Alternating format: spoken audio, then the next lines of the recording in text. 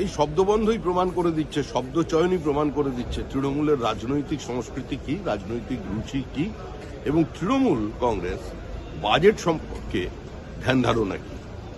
এই বাজেট উন্নয়নের বাজেট, এই বাজেট জীবনে গতি আনার বাজেট, এই বাজেট পশ্চিমবঙ্গকে ভবিষ্যতে বিকশিত করবে, কিন্তু ওই সরকারটা থাকলে পারবে না।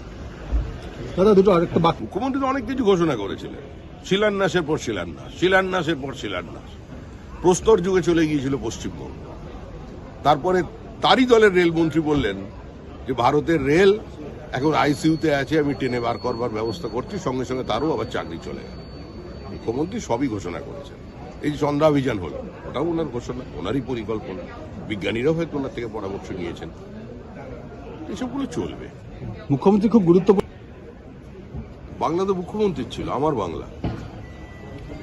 মানে শয়নে স্বপনে জাগরণে উনি বুঝেছেন যে বিদায় আসন্ন, 26-এর নির্বাচন তৃণমূলের বিসর্জন, কালের দেওয়াল দেওয়া, কেউ বদলাতে পারবে না।